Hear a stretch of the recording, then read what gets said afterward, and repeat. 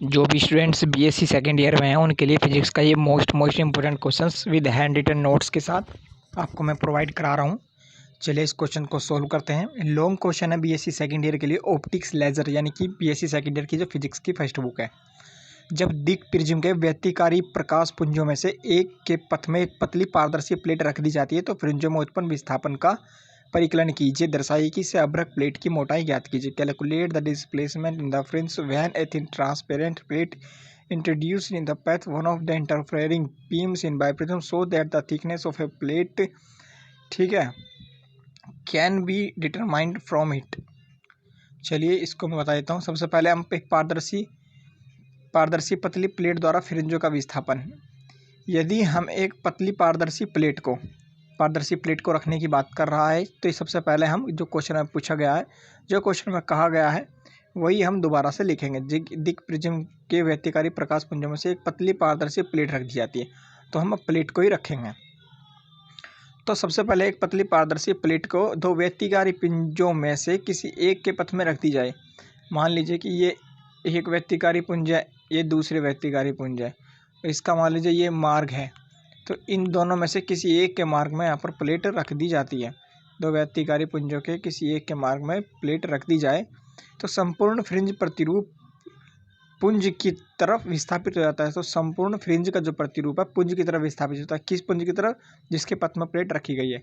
मान लीजिए व्यतिकारी पुंजों में से दो व्यतिकारी पुंज है, ये एक व्यतिकारी पुंज दो, इनके मार्ग में प्लेट रख दी जाती है तो संपूर्ण फ्रिंज प्रतिरूप इस पुंज की तरफ जो है विस्थापित हो जाता है।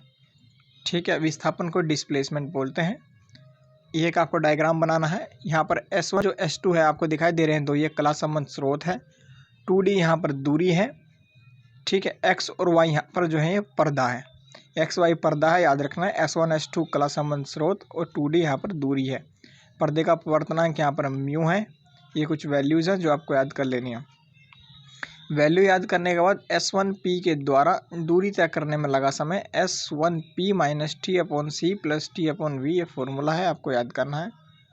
ठीक है, अब हम 1/C को बाहर लेंगे। अगर हम C को बाहर ले लेते हैं तो अंदर S1P माइनस T प्लस में C/V और स्मॉल t बचेगा। आप सोच रहे होंगे यहाँ C कैसे आ गया।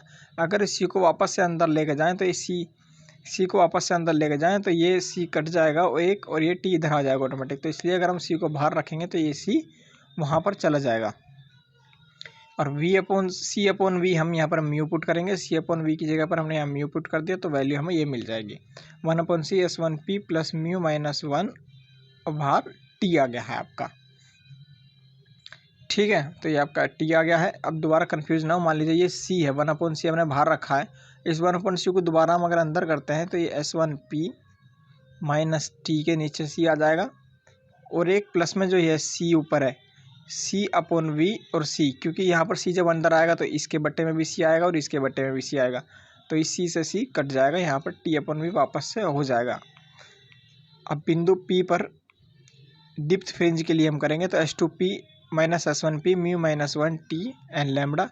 S2P में से S1P हम घटाएंगे और बाकी सारा हम ऐसे ही रखेंगे। एन लैम्बडा को बाहर यहाँ ले लेंगे और ये पूरी की पूरी वैल्यू यहाँ आ जाएगी इक्वेशन नंबर 2 में।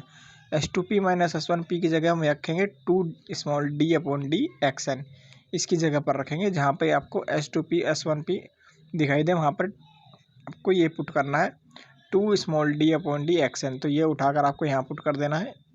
ठीक है, ये हमने पुट कर दिया और ये वाली वैल्यू ये आपकी ये आ गई n lambda plus mu minus 1 T। अब इसी प्रकार से XN अगर आ जाएगा, XN आपका आ जाएगा D/XN, ये वाला XN, तो ये D ऊपर चला जाएगा, 2D नीचे आ जाएगा, और n lambda plus mu minus 1/T। इस प्रकार हमें XN+1 निकालना है, तो ये भी जो का तो प्लस 1 इसमें ऐड हो जाएगा।